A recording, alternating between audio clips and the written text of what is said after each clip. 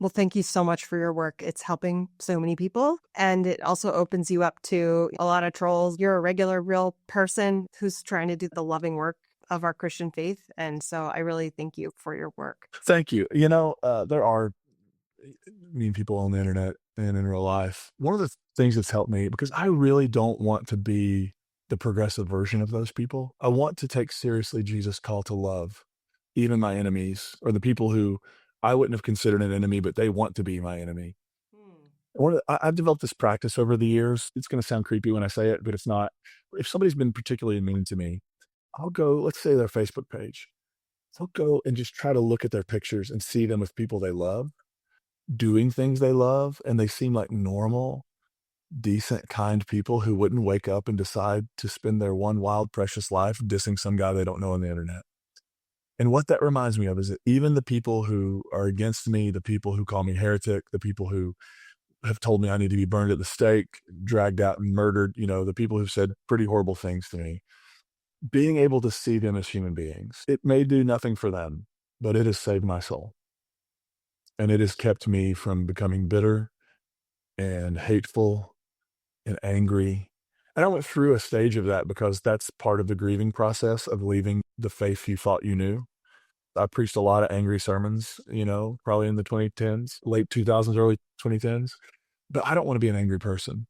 And I don't want to be a closed person with a hard heart. So I really want to, even in the people who are being totally awful to me, I want to be able to find something that is that spark of good humanity that reminds me that they, like me, have worries and fears. And I bet they're doing this not because they're having the best day ever or the best era ever. I think if you're going to spend your time running down people you don't know on the internet, there's probably a lot more going on under the surface. And so if I can develop an ounce of compassion for somebody, that saved my soul.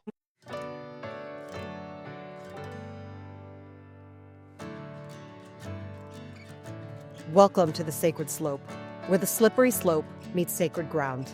I'm Alexis Rice, and if you grew up in church spaces where faith meant fear, certainty, and a whole lot of talk about who's in and who's out, I want you to imagine what your life might have looked like with a different kind of pastor. Because honestly, I wish I'd had today's guest as my pastor growing up. I can't even imagine how that might have changed my story and my view of God from very young. So wherever you're listening from, in the US, Europe, Africa, Asia, Latin America, so many of us were handed some version of Christianity that was more about control and fear than about love and liberation.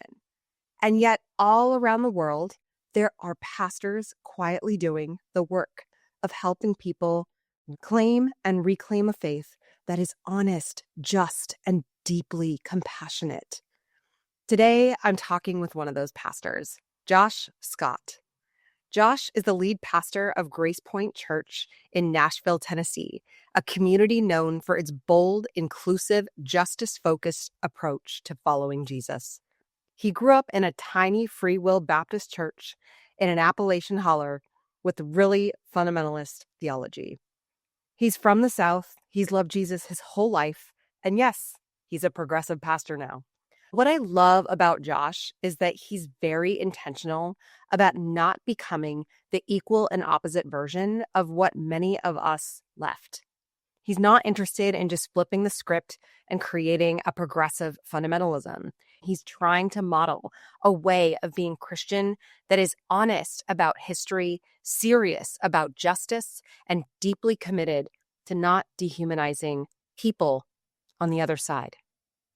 In this conversation, we talk about his own deconstruction that started in childhood, what it meant to lose his grandfather in church, why he still can't let go of Jesus, and how he talks to his kids about things like gender and sexuality. We also talk about what it looks like to hold strong convictions without turning your opponents into monsters. And at the end, Josh offers a beautiful prayer for anyone who hasn't been prayed over in a long time. No matter where you are in the world or what your passport says, if you ever find yourself wondering, is there a kind, thoughtful, courageous way for you to still be Christian? This episode is for you. Here's my conversation with Pastor Josh Scott. There's beauty in unraveling, safety in the questioning. Home is where you're wandering. You're right where you're supposed to be.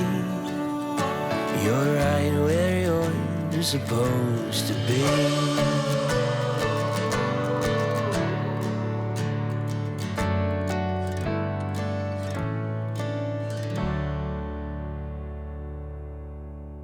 Today, I'm so excited to welcome Pastor Josh Scott. Hey, Josh. Hey, Alexis, it's great to see you. Great to see you too. Welcome to the Sacred Slope. So glad you're here. Josh is the lead pastor of Grace Point Church in Nashville. That's a community known for its bold and inclusive and justice-focused approach to faith.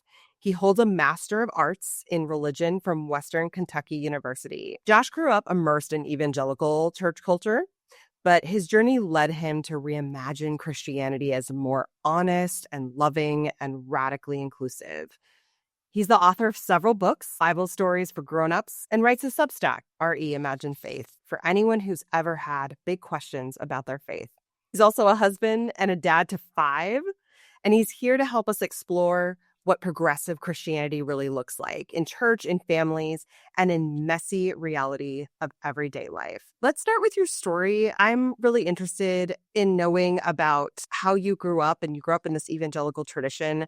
What were the key moments that led you toward progressive Christianity? Well, I grew up in Appalachia. I grew up in a holler, 3 miles deep in a holler in a town on the Eastern Kentucky, West Virginia sort of border. And my grandfather, one of the most dear humans I still have known, was a Free Will Baptist pastor. And so that was my original, my introduction into Christianity was in a little Free Will Baptist church in a holler, Eastern Kentucky, and really fundamentalist theology. King James only, very hard to get to heaven. You know, it's not just about believing the right things. It's about making sure you've done enough too on the other side.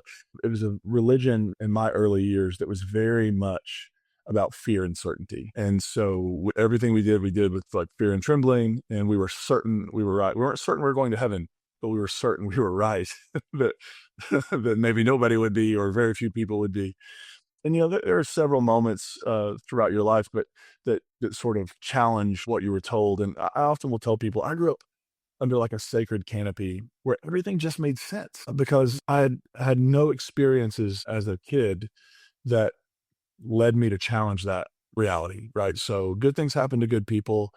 You know, if you pray and you read the Bible and you go to church and you work really hard and believe the right, all of that, you know, then God will bless you. And when I was 11 going on 12, that year was really hard. We experienced some significant loss. 2 of the people who I was closest to suddenly passed, one of them being my grandpa. My grandpa passed just 32 years ago this year. He passed during a church business meeting, and it was right after somebody said to him the words something like, "You're the problem and you should leave." He had a massive heart attack and died.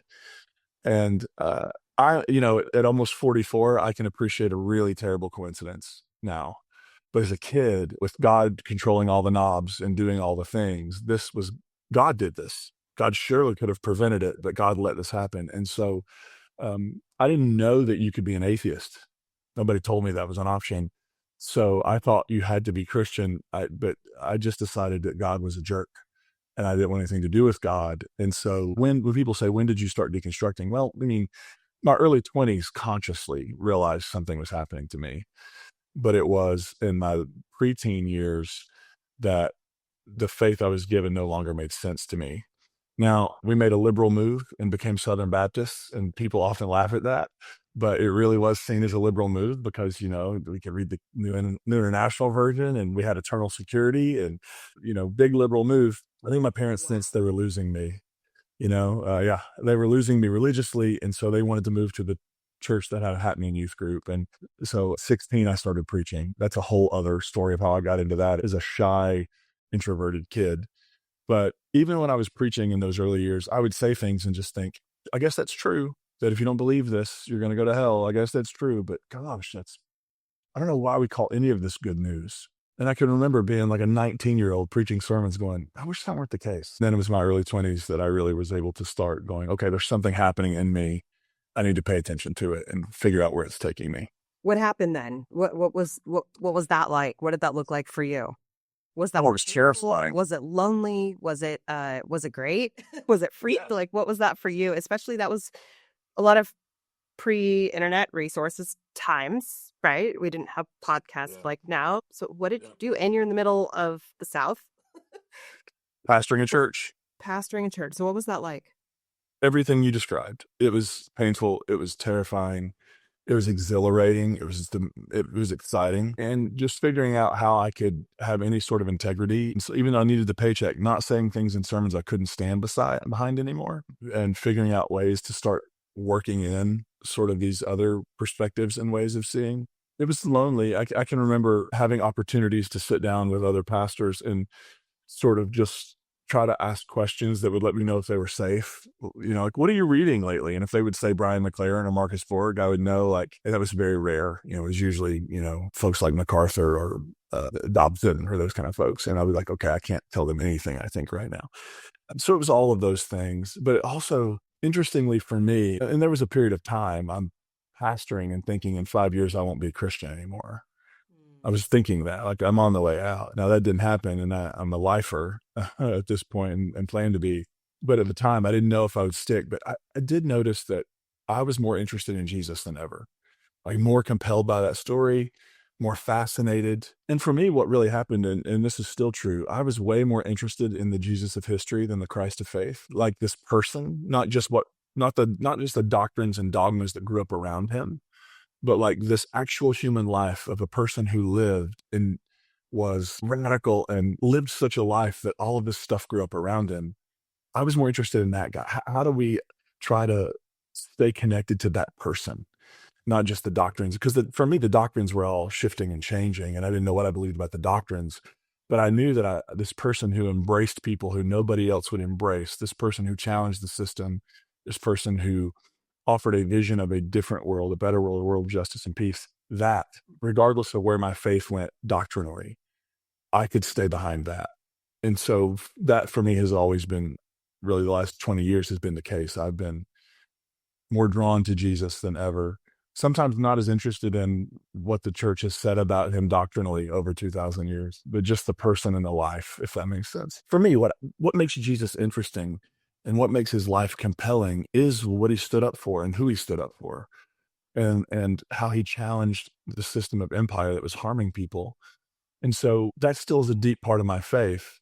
And whatever my doctrinal convictions or assumptions or conclusions are, that shapes it. That Jesus didn't go from being this nonviolent resistor of empire to now the patron saint of empire, for example, like a lot of American Christians seem to think he did. I think that my understanding of Jesus is what leads me to care about justice, because I see in his life someone who cared so deeply about justice that he was willing to give his life for it. And so that vision of Jesus shapes how I pastor, it shapes how I preach, it shapes how I read the Bible. I mean, it shapes everything about how I show up in the world. It sounds like the way that you found your values to be progressive stems from your Christian faith. Oh, yeah. I just did the thing they told me to do, which is read the Bible and take it seriously. And then they got all mad about it. Wait. You told me to read the Bible and to take it seriously. I did. And here I am. And now you're calling me a heretic. I don't understand. That feels a little gaslighty to me, to be honest. It certainly does. We're living in wild times. Oh, gosh. I've been thinking recently about the times of slavery in this country and drawing some parallels to try to think about, like, what would it have been like to be raised in that time? Because from hindsight, when you look at history, you can say, like, oh, well, those were all the bad people and those were all the good people. But that's not reality. We're all a little good or bad sometimes. And I think most people are trying to be good and trying to do the right thing. You kind of wonder about people who were growing up in the South, who were probably white, who were born into the system where they saw people who didn't look like them, who were just working for this horrible situation, but they didn't see it as that. And then they'd go to church on Sunday.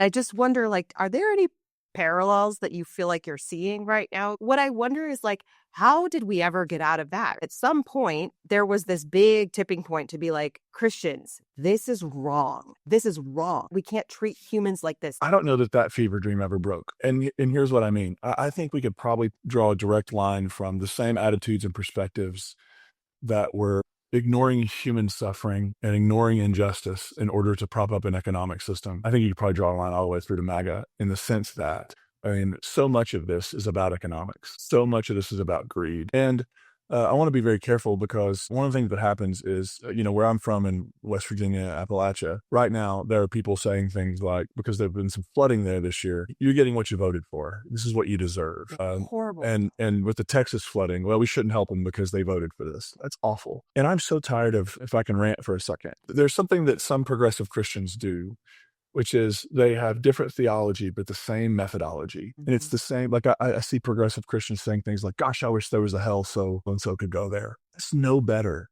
That is no better than the fundamentalist impulse to consign people to hell. The only difference is you don't believe it exists. You wish it did so that you could punish those you disagree with. I don't think that's any better than fundamentalism. I think it's a different kind of fundamentalism. And I think that folks of decency should say, no.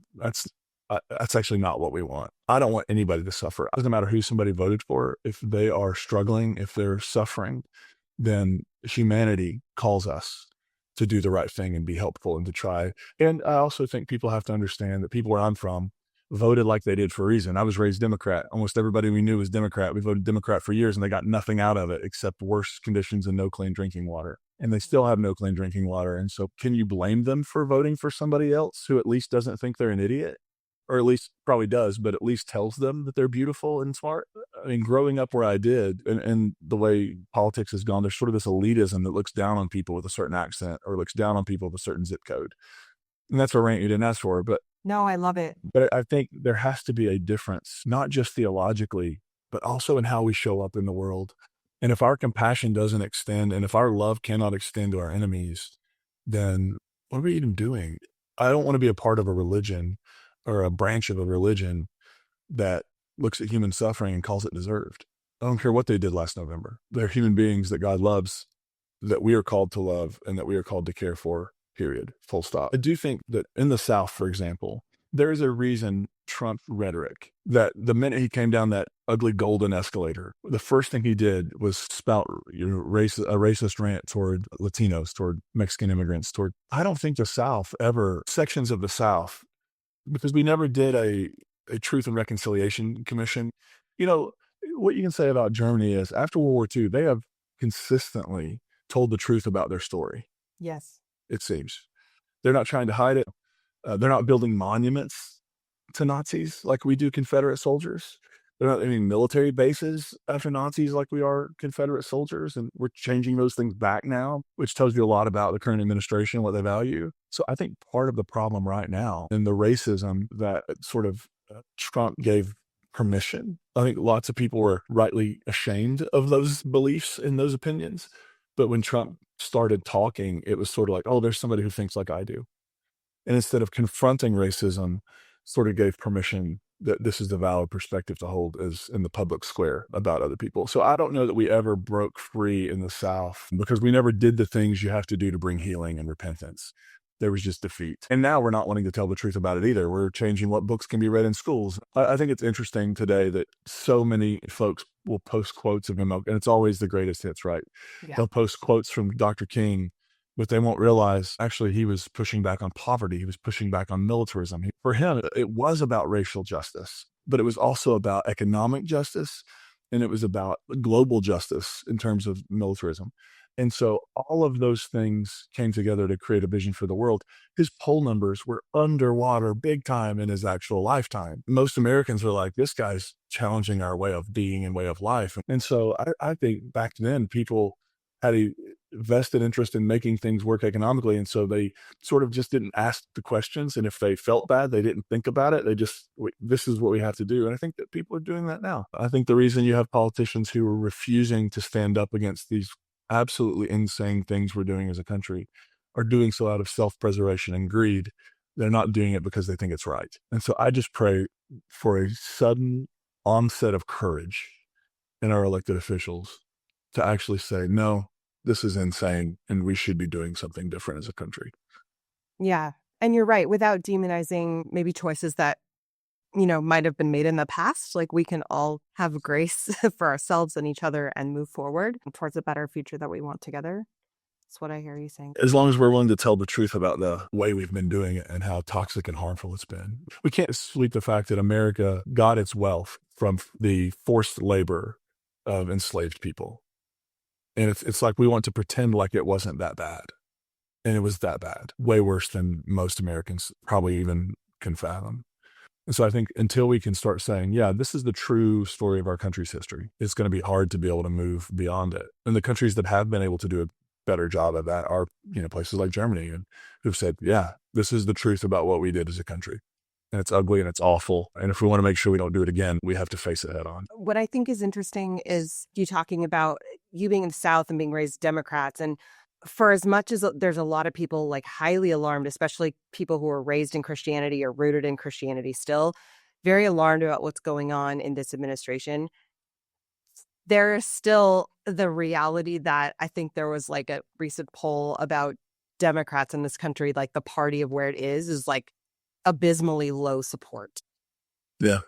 Something is going on. And so what's very cool right now is I feel like there's a lot of leaders in the Democratic Party that are right now saying, what are we missing? What are we doing wrong? What's going on? I have some theories.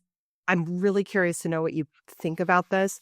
Sometimes I think that Democrats are painted as like the godless liberals, right? Like not the Christians, which is totally not the truth. In the last election, over half of the people who voted Democrat and Independent actually identify as Christian. The vast majority of Democrat House and Senators identify as Christian. We are not speaking up about that. But what I find really interesting is that there were about 90 million people in the United States who were of qualifying age to vote in 2024, and they didn't vote. They chose to sit out. And that means from that number, there's an insane number of Christians in there. What do you wish if you could sit down with Gavin Newsom or the Pod Save America guys, Cory Booker, people who are really trying to get some insight into the Democratic Party? What Trump is doing is unchristian, immoral, but it's not enough to compel a lot of people, especially in the South. My hunch on that is that there's a lot of people that are wondering where Christianity fits into the Democratic Party a little bit more as a platform. I would just love to hear some of your thoughts on that and what you would advise as a pastor. Yeah. I mean, if I could sit down with people like Hakeem Jeffries or Chuck Schumer, those the folks who are leading those things, I would say several things. I would say when I was growing up, the Democrat Party was the party of labor. It was the party of people in places like where I'm from who were struggling. The general knowledge was Democrats care about us, Republicans care about rich people. That's what I grew up hearing. Republicans still care about rich people. The bill they passed was a gift to billionaires on the backs of everyday Americans. But what Republicans have done is they've changed their rhetoric, and Democrats have too. And I would say to them, I think for the average American, especially folks where I live who are struggling, and their question is not even a cultural or hot button issue. Their question is, how do I feed my family? How do I keep a roof over our heads? How do I pay for this medical debt that nobody should have, but that they're trying to? And so I would say the Democratic Party has to do some soul searching and just acknowledge that there's an elitist nature to it. This can happen in progressive Christianity too, where you arrive at a point where you think you're so evolved that you look down on everybody else who's not where you are, and you think, oh, how pitiful and how awful. God bless them. Bless their heart is what we would say in the South. I think that's a terrible way to treat other human beings. And so I would say you have to deal with the elitism, and you have to begin to speak to the needs of actual humans who are working and struggling. You have to see them. And then I think one of the problems is figuring out a way to allow people space in the party who aren't maybe where everybody is on every specific issue, but are in that moderate space, who would look at what Trump is doing and saying, I don't want to be associated with that. And I think one of the dangers of our side of things is we're just so quick to cancel people over not having it exactly right when people are learning. And what if we help people learn? And if people said, quote unquote, the wrong thing, what if we were able to say, no, okay, I totally get where you're going with that, but can we talk about maybe how what you just said in trying to be helpful could maybe harm someone? And And instead of just calling people out and throwing them away, actually try to help people move forward and learn some new things. I just think there are things Democrats could do that could turn things around pretty quickly if we treated people like human beings and listened to their stories and made space for conversation and actually tried to educate, as opposed to just, well, you don't know, you haven't gotten it, okay, you're done. Yeah, as a pastor, there are times I'll sit with people who are wrestling with their faith and they just said something that I'm like, I'm so glad that this friend I have over here wasn't here to hear them say that. It would have been deeply painful. So now it's an opportunity for me in a kind, compassionate, not shaming way, like, oh, you're so stupid, let me explain this to you. But in a way that says, hey, there are other people who I know who would have heard you say that. It would have been deeply wounding. Can I explain that to you? And what I find is a lot of human beings, if you approach them in that way, they don't want to actually hurt other people. And so they're willing to try. We just have to get back down to the human level, treating each other as human beings, caring about each other as human beings. Right now, the perception among a lot of folks with Democrats is it's the party of elitism, which is not the case. And you can hold the values of the Democratic Party, which I by and large agree with. You can hold those values and not be elitist. You can hold those values, work for justice, which I think we should all be doing, and also try to help people along the way. Now, are there people who don't want to learn and they just want to be jerks? Of course. And that's when you call that out and you name that. But I think there are some people who, if we took the time, and that's not everybody's job, by the way. I'm okay to help do that. I'm okay to sit down with people and try to explain why there's maybe an angle on this, a lens on this. There's information maybe, because I've had people have to do that with me over the years, where they've explained to me like, hey, actually, and I'm grateful for that because it helped me learn and grow and become a more expansive human being. Yeah. We'll make sure that Hakeem gets that message some way. Yeah, just send that over to him. I'd be happy to have lunch if you'd like. I think it would be really interesting to have the Democratic Party leaders sit down with progressive faith leaders. Christianity is the majority religion with all faith leaders, but like the ones that are doing like boots on the ground, your work, and have like the insights like you just provided. I think it's really valuable at this time. Well, and there is a way, and I have friends who are doing this, like my friends at Boat Common Good, Doug Padgett, Outlaw Warriors, and some folks who are going around and doing that work, like in a tour bus going across the country, and saying Democrats have to engage people of faith better. Brian McLaren's work has shaped me in ways I can't even begin to. I wouldn't be here without Brian. Same. But he did a book several years ago where he talked about on the conservative side of things, they have a strong Christian identity and they hold it kind of hostilely toward other traditions. And then on the progressive side, we've tended to have a weak Christian identity, but really a lot of benevolence and compassion toward other groups. He says, what if we could add a strong Christian identity that was benevolent? And so for me, my deal is I'm not going to water down my Christian convictions. At the same time, my Christian convictions call me to work and partner with people of all faiths who are trying to make the world a better place, not in an attempt to convert them to my religion, because their religion is shaping them and compelling them in beautiful ways too, but to collaborate with them. Because I think at the core, like when I describe what I understand the kingdom of God to be, a world of justice and peace, I want that. I want that in this country, but I don't want theocracy and I don't want Christian nationalism. Because when I describe that world, it's the same world, a friend who's an imam, who's out working for justice, it's the same world he wants. And my rabbi friend, it's the same world he wants. And my friends who are in all these other, that's the same world they want. We have different languages, different doctrines, but we share a vision. And that's the thing we can collaborate on. It. You know, if you check the back of the shirt, it doesn't have to have a Christian tag. I think Jesus probably would have said, I'd be very happy if you didn't talk about me as long as you do it. Kind of going into that, what are some of the myths about progressive Christianity that you often find yourself clarifying? Well, one of my favorites is when people tell me, I see liberals do this to other people too, but they'll be like, you're not a real Christian. Yeah. And I just am sort of like, I am. And that's way above your pay grade to decide who's a Christian and who's not.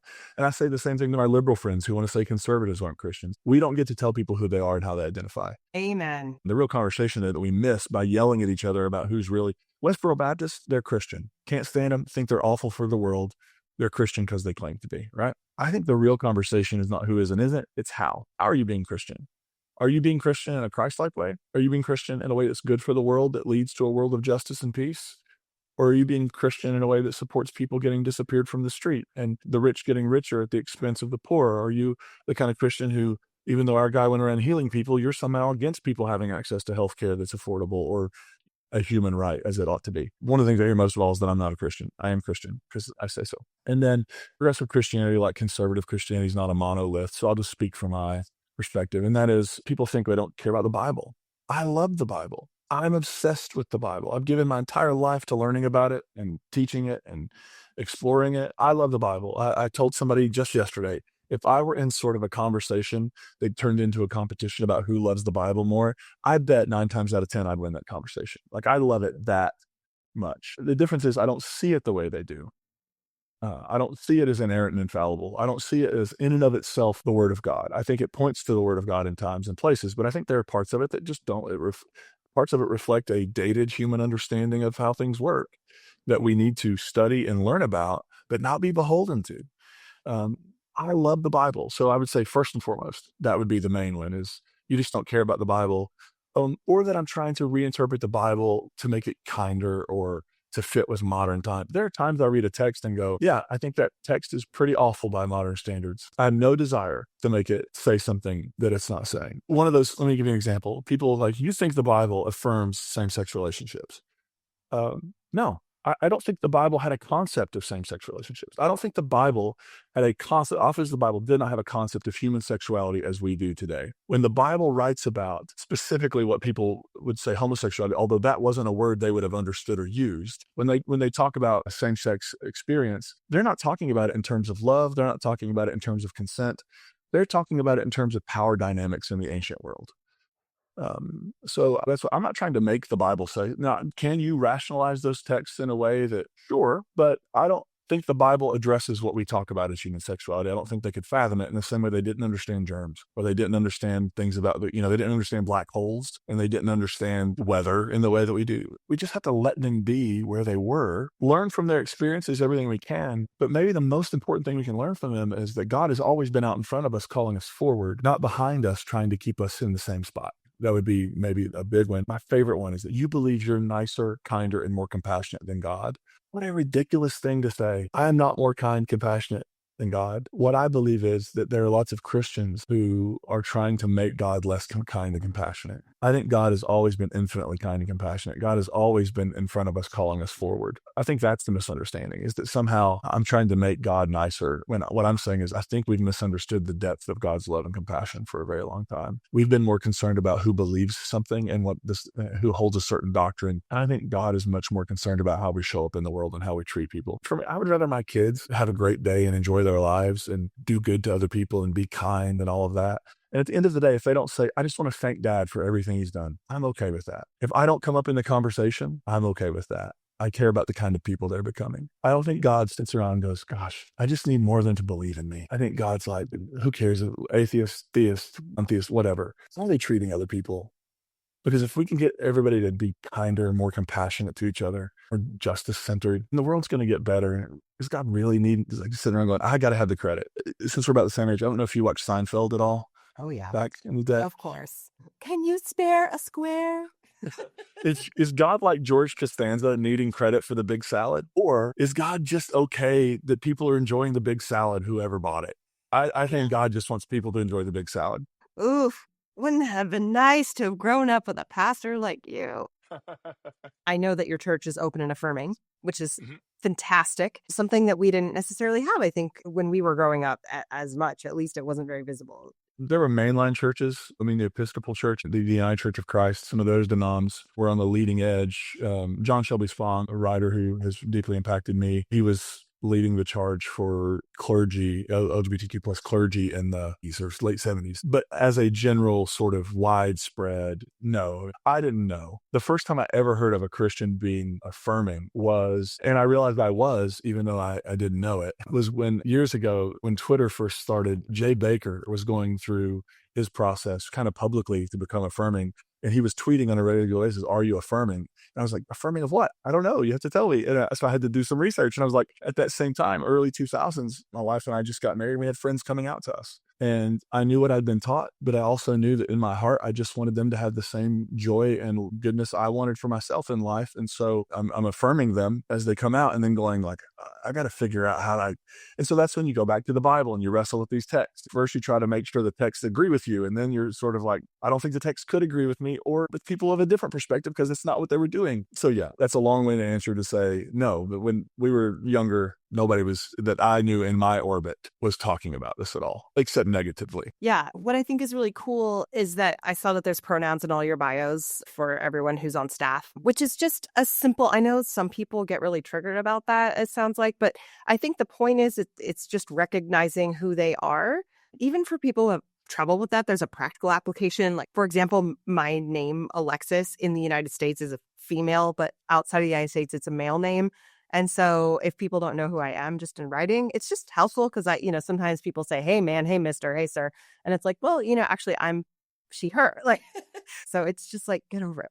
So what I think is really interesting is that you have pronouns in your bios on staff. And what I think is beautiful is that there are people of all sexual orientations that feel welcome at your church, right? As they are. They're not going to come into your church and there's a sign that says everyone is welcome. And then you're going to preach a sermon on that they need to go to, some kind of like conversion camp to be straight. Otherwise, you're like sinning against God, right? Like the first thing people will hear on a Sunday morning every week is that essentially who they are is beautiful, that God made them exactly as they are, and that their full human self is not just welcome here, because that's not enough, but is affirmed and celebrated as an image bearer of God. Now, that's a more convoluted way than we say it. We try to make sure it's really accessible. Sometimes people are like, why do you begin with that every week? Because every week there's somebody brand new who's never heard that in church. Exactly. And so if it's boring to hear it for the 200th time, sorry. There's somebody who needs it the first time. And we're going to make sure we regularly, every week, share that perspective. I'm curious, there's a lot of Christians who are totally there, right? Like that tide has turned for a lot of Christians who are like, yeah, I'm also an open and affirming person, right? Even though they may not go to a church that's open and affirming, they might be that themselves, right? Right. It's so awesome to be in a church that matches your own values. But what I will say is that a lot of us who are now raising kids, we were not raised with teaching our children simplicity about how to talk to our kids about sexuality before we're ready to even talk about like sex, for example. I think it would be helpful to learn a little bit from you about the language around how do you talk to your family and how do you talk to your kids when you want to be affirming and say these things about how like God made you beautiful as you are. My kids went to a camp, for example, and there was a non-binary person. And so they came home and they were asking me questions. And I just want to, as a Christian, do the best I can. So do you have any thoughts and ideas for those of us who are trying to do that? I'm no expert. I'll just tell you kind of what we've done with our kids. And part of that is having conversations with them just about how, there are some people who identify as being a boy. There's some people who identify as being a girl, but then there are other people who don't identify as either, and these are their pronouns. This is how they identify themselves. And there's actually an encounter at church we had a volunteer with our kids who was non-binary, and one of my kids asked them, "Are you a boy or a girl?" And they just responded, "I'm not either. You could, some people are boys, some people are girls, some people are neither." And my daughter said back to them, "Oh yeah, that's what my parents told me," and just went on. And was fine to use their right pronouns. And so I think it's just teaching them that humanity is diverse. It's complex. And it's okay to treat people with human dignity and respect. It's okay to honor who someone is. It's not our job to define them. And then we'll tell them things like, there are some families like ours that have a mom and a dad. And then there are some families that have two dads or two moms. There's some family where there's only a mom or there's only a dad, or there's some families where grandparents are. God makes families, is what we've told them from the beginning. God makes families in all kinds of ways. It's our job to celebrate that beauty wherever and however it's being expressed. It's not a threat. You don't have to get into conversations with kids about sex like that they're not ready for, or as a parent that you're not quite ready for. You can just treat kids to treat other human beings well and to show kindness and uphold the dignity of other human beings. It's really not rocket science. In terms of being kind to other people is a good thing to do. Let's just do that. Even if you don't, and I hear people say, I just don't understand. Okay.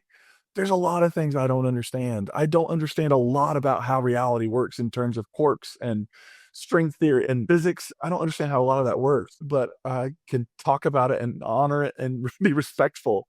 I can be respectful of who people are. I would say to somebody who's like, I just don't get it. It's okay. You don't have to get it to be kind.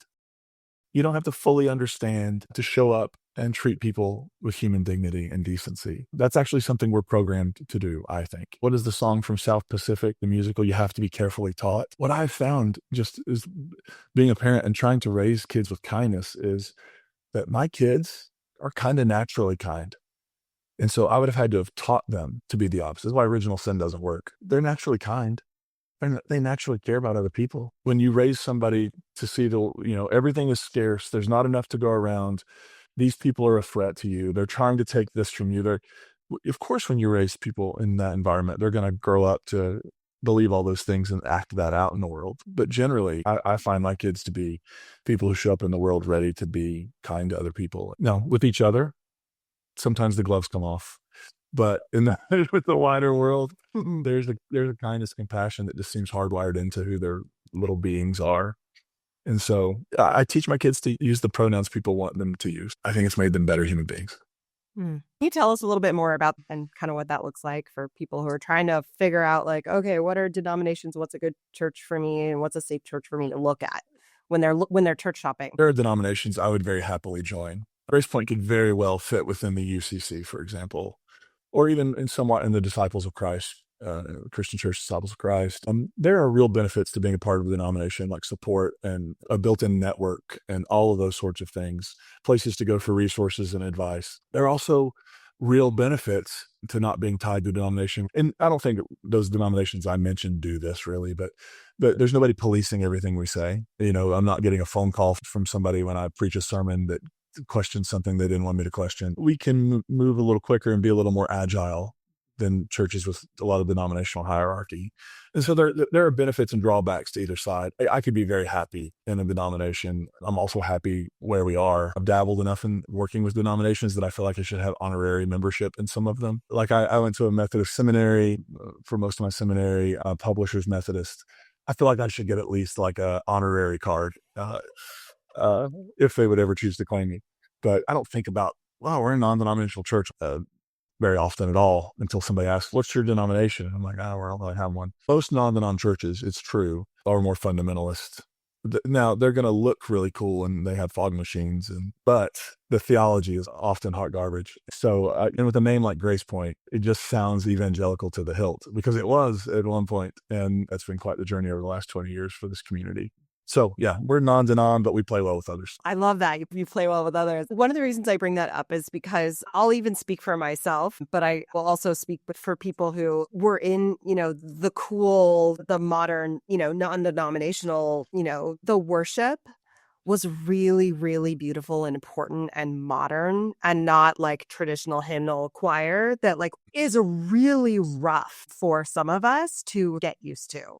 When we want to go to a more progressive church space, it ain't doing it for a lot of people. Mm-hmm. There's a worship leader that I know who's in a more fundamentalist area, but he's like, man, if we could just meld progressive, more progressive theology with like more, modern worship, that would be amazing. Can you tell us a little bit more about what your worship looks like and if people would come to your church? I mean, it's gonna have a feel that's pretty similar to what you are gonna know is familiar. I mean, we're gonna have a band. We're gonna sing songs. We're gonna sing some originals. We're gonna sing some edited songs. We're gonna sing. We have the best music director. His name's Ricky Brady. He is one of the most talented singers that you will ever bump up against. We're really fortunate to have him. He has just a just wonderful heart, and he writes some really gorgeous music for us that we're able to sing. That's sort of our community's voice. He's giving voice to, if that makes sense. But I think it would feel, it'd feel very familiar. And, a more liturgical setting, as I've gotten older, I can find beauty in that. It's not the thing I'm like, yes, I want to do that. Yeah, I'm trying really hard. I find beauty in it. I understand why people find it beautiful.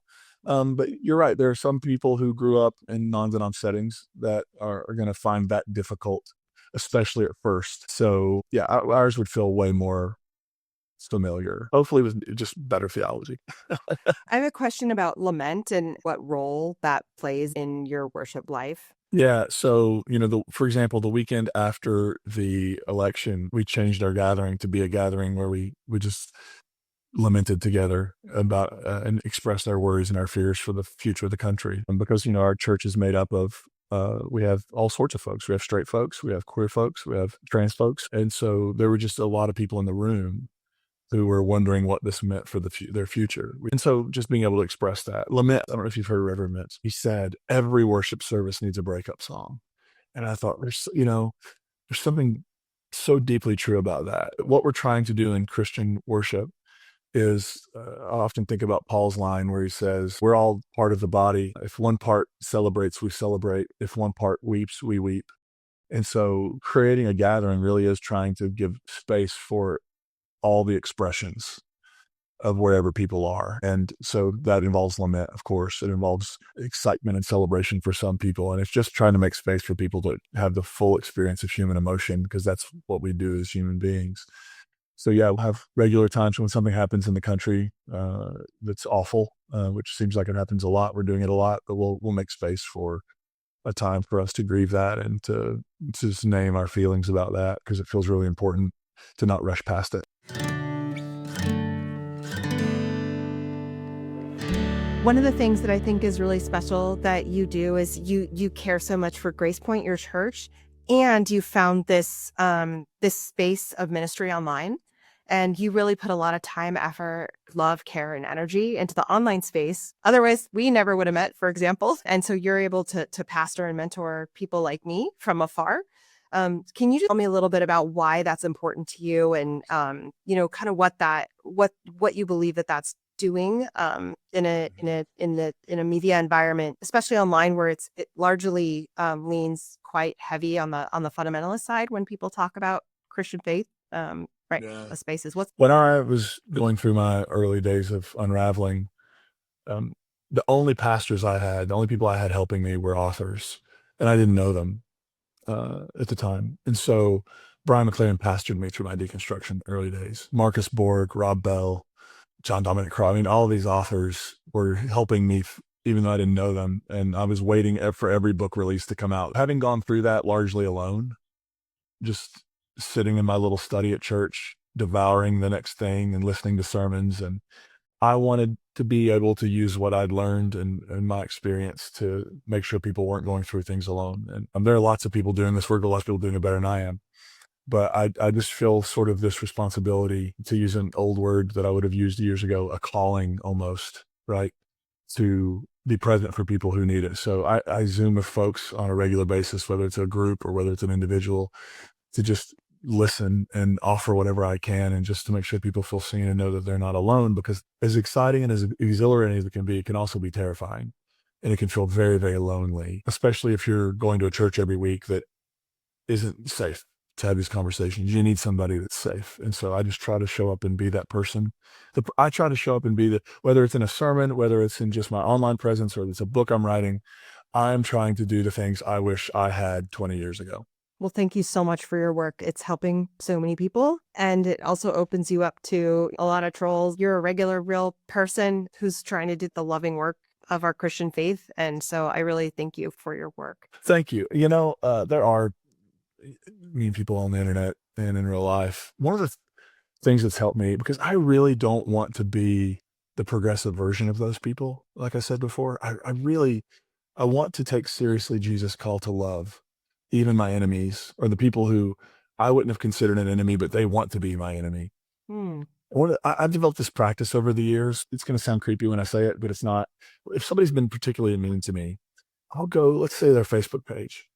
So I'll go and just try to look at their pictures and see them with people they love, doing things they love, and they seem like normal, decent, kind people who wouldn't wake up and decide to spend their one wild, precious life dissing some guy they don't know on the internet. And what that reminds me of is that even the people who are against me, the people who call me heretic, the people who have told me I need to be burned at the stake, dragged out and murdered, the people who said pretty horrible things to me, being able to see them as human beings, it may do nothing for them, but it has saved my soul. And it has kept me from becoming bitter and hateful and angry. And I went through a stage of that because that's part of the grieving process of leaving the faith you thought you knew. There's a grieving process. I preached a lot of angry sermons, probably in the 2010s, late 2000s, early 2010s. But I don't want to be an angry person. And I don't want to be a closed person with a hard heart. So I really want to, even in the people who are being totally awful to me, I want to be able to find something that is that spark of good humanity that reminds me that they, like me, have worries and fears. And I bet they're doing this not because they're having the best day ever or the best era ever. I think if you're going to spend your time running down people you don't know on the internet, there's probably a lot more going on under the surface. And so if I can develop an ounce of compassion for somebody, that saved my soul. Thank you. And with that, I was wondering if we could just end with a prayer for people who might be listening. Maybe they haven't been prayed over for a while. Be honored to. Yeah. God, you are good. You are love and you are light. And today I pray for those who specifically are wrestling with their faith. They feel unsafe to do so. They are afraid. They're struggling. Maybe for those who have grown up their entire lives being told that they're a problem to be solved, that you made them in ways that now you believe are wrong.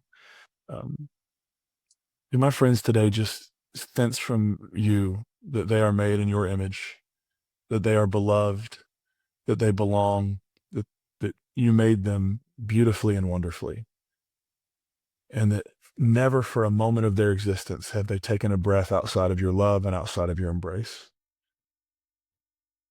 May we just live and have this sense that you're with us, and that somehow,